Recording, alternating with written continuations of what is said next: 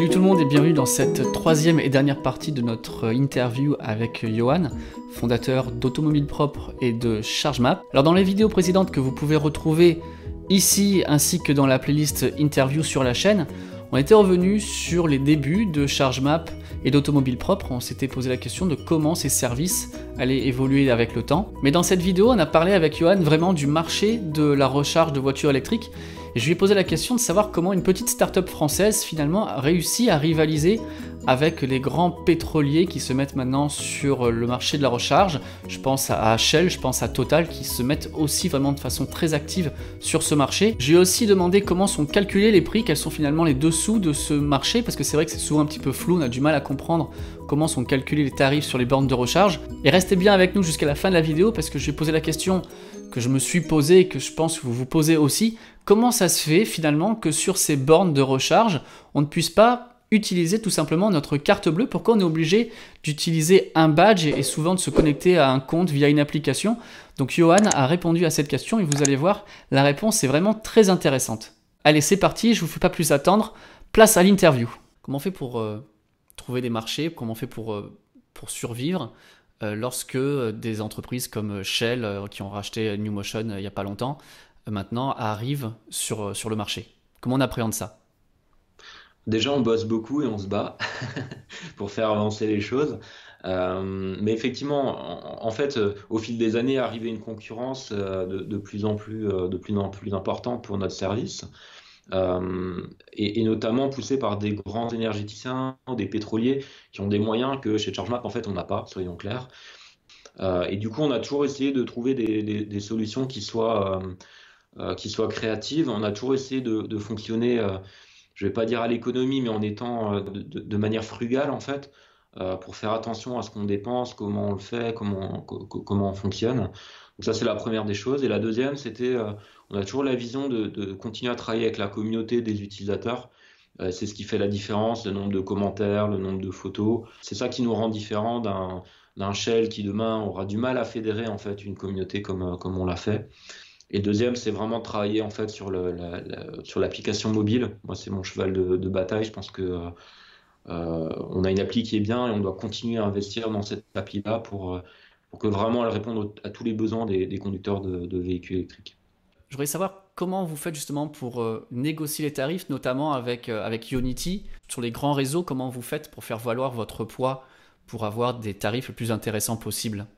C'est une excellente question et en fait, c'est vrai qu'aujourd'hui, on a la chance de représenter un volume de trafic, de transactions qui est important. Et en fait, ça génère des coûts. C'est-à-dire que, pour bien comprendre, ChargeMap gère aujourd'hui un call center qui répond aux appels des utilisateurs, à deux voire trois personnes qui répondent aux usagers. On a des techniciens qui vont connecter les différents réseaux de recharge. Donc tout ça, ça a un coût. Et c'est pour ça qu'en fait, on est obligé de prendre une commission pour financer tous ces développements-là, tout ce personnel. Globalement, c'est compliqué d'aller négocier des tarifs, et même avec Ionity, c'est compliqué.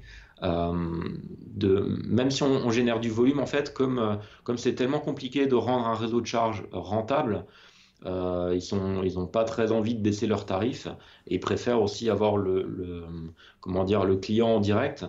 Et donc c'est pour ça que ils ont à la fois une obligation d'interopérabilité, donc les réseaux au sens large, une obligation d'accueillir tout opérateur de recharge qui en fait la demande. Et de l'autre côté, ils ont très envie de pousser leur propre carte, leur propre solution. Donc il y a un petit peu un match qui est là. Et j'allais dire en fait, les réseaux de recharge sont... En fait, il y en a qui sont vraiment en faveur de la mobilité électrique, de l'interopérabilité, etc., qui font des efforts, qui vont baisser les prix, et qui vont permettre d'arriver à des tarifs qui sont adaptés.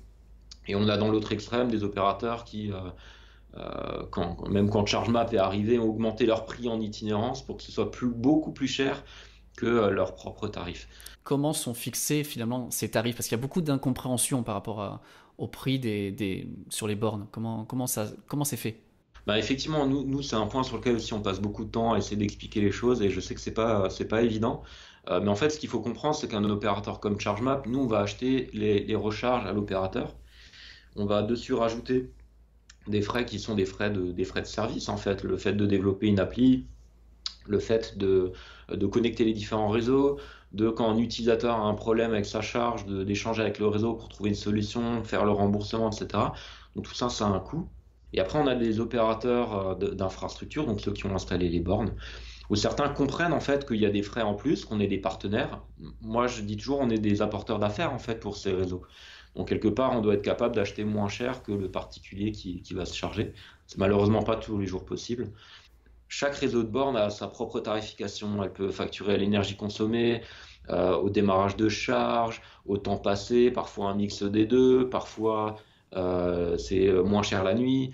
Donc tout ça, c'est extrêmement compliqué. On a déjà essayé de simplifier en lissant un petit peu les tarifs et en aboutissant des modèles plus simples, c'est-à-dire on essaie de privilégier l'énergie consommée ou le temps quand le réseau nous facture autant. Pour nous, dans l'idéal, en fait, il faudrait facturer sur la base de l'énergie consommée, plus éventuellement quelque chose au temps, pour pas que les bornes soient squattées, en fait. Oui. Autant en dépassement, comme encore une fois le modèle Tesla, où on paye au kilowattheure, et si on reste alors qu'on a fini de charger, si on fait voiture ventouse, à ce moment-là, on a un fee supplémentaire pour le fait de rester squatter la borne. Exactement, ouais. Donc je pense qu'il faut vraiment maintenant arriver que tout cet écosystème arrive à se fédérer autour d'un fonctionnement qui soit simple, qui soit clair, et aussi que les utilisateurs comprennent que avant de charger, il faut qu'ils vérifient le tarif dans l'application de leur opérateur. Tout comme quand on va à la station-service, ben, on regarde sur la station le tarif, sauf que là, le tarif, malheureusement, il n'est pas affiché sur la borne, et c'est un autre élément de complexité. Je pense que tu dois les connaître. On a interviewé les fondateurs de Charge Price, qui est ce site internet assez récent, qui permet justement de comparer les différents tarifs des bornes et différents badges, et qui permet de trouver l'offre la plus adaptée. Donc ça aussi, peut-être que c'est un moyen de faire baisser les coûts à moyen terme.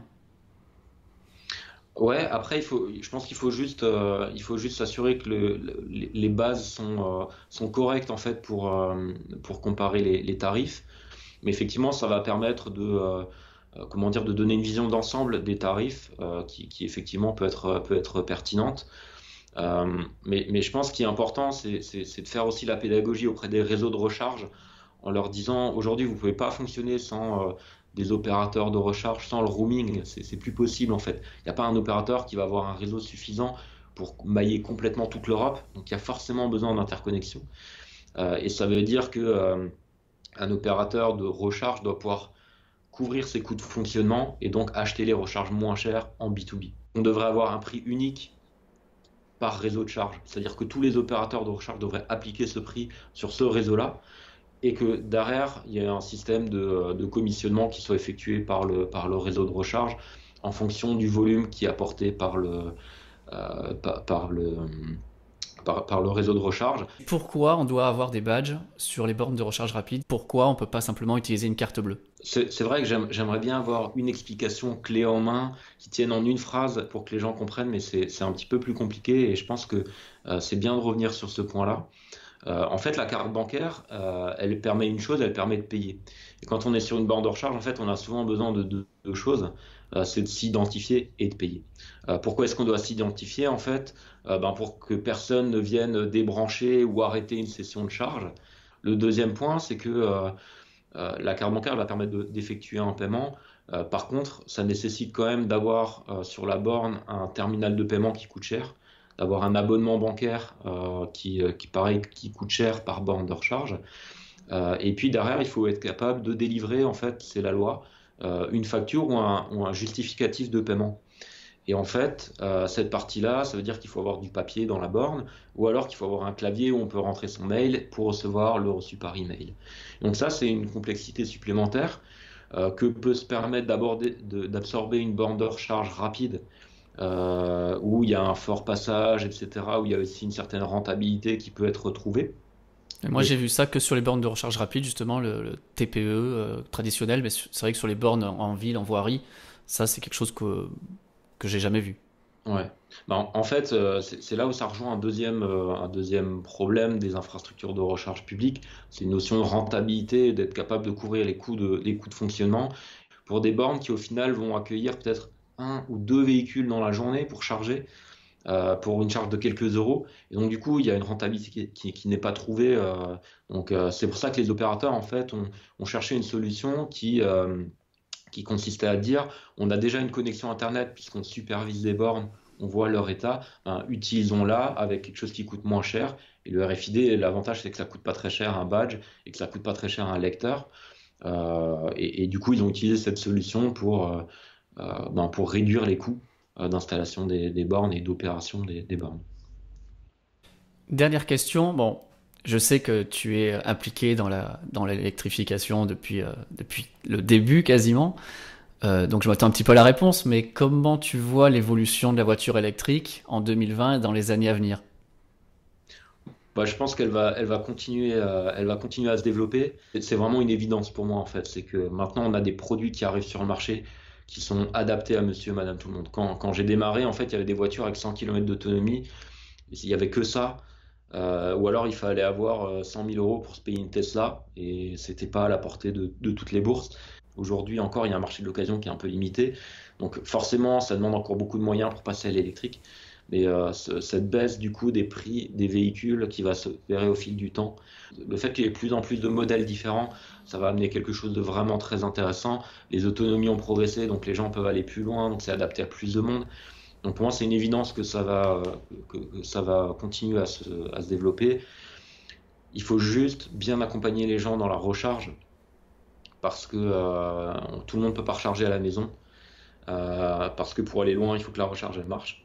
Donc c'est vraiment, je pense, le point clé aujourd'hui qu'il faut arriver à régler. Et c'est aussi pour ça que moi je mets beaucoup d'énergie plutôt sur ChargeMap. Parce que je pense qu'on contribue à ça. Maintenant, quand tu veux changer de voiture, tu poses la question, et si je prenais une électrique? Tu as vu des publicités à la télé, tu te dis, bon, il y a des modèles qui sont là, celle-là, elle a l'air sympa en électrique, Peugeot qui propose la i208, électrique thermique, qu'est-ce que je choisis en fait? La question c'est comment on choisit, qu'est-ce que les gens vont choisir, et je pense que majoritairement et de plus en plus ce sera de l'électrique. Merci énormément d'avoir accepté l'invitation sur la chaîne. Merci beaucoup au nom de tous les auditeurs d'avoir lancé Automobile Propre et ChargeMap, parce que je pense qu'il y a énormément de gens qui utilisent ces deux outils au quotidien, et j'espère qu'on pourra rediscuter très prochainement d'autres sujets de la voiture électrique, parce que grâce à toi on a vraiment un contributeur vraiment très passionné et vraiment au fait de ce qu'il passe dans ce monde. Bah écoute, avec plaisir. En tout cas, merci pour l'invitation. Bon courage pour ta chaîne. Et puis, j'imagine que tu n'oublieras pas de faire un appel pour s'abonner à ta chaîne dès lors que cette interview est passée. Donc, je vais le faire aussi pour toi. N'hésitez pas à vous inscrire à la chaîne de Jérémy pour suivre son actualité. Et puis, voilà. En tout cas, j'avais plaisir à échanger avec vous. Et puis, avec plaisir pour une prochaine discussion. Voilà, c'est tout pour cette série de vidéos interviews avec Johan. Qu'en avez-vous pensé? Est-ce que vous êtes vous aussi lecteur d'Automobile Propre? Est-ce que vous êtes utilisateur de ChargeMap? Est-ce que vous avez vous aussi votre ChargeMap Pass? Dites-le moi en partie commentaire. Et à titre personnel, je voulais de nouveau remercier Johan pour son dévouement dans la mobilité électrique, que ce soit en France et en Europe. Et je pense que vous serez d'accord avec moi pour dire que les choses seraient bien différentes aujourd'hui sans son engagement. Si cette vidéo vous a intéressé comme les autres, bien comme d'habitude, merci de vous abonner, de la partager, de nous laisser un petit like. Et puis quant à nous, on se retrouve très bientôt pour de prochaines vidéos. Salut tout le monde!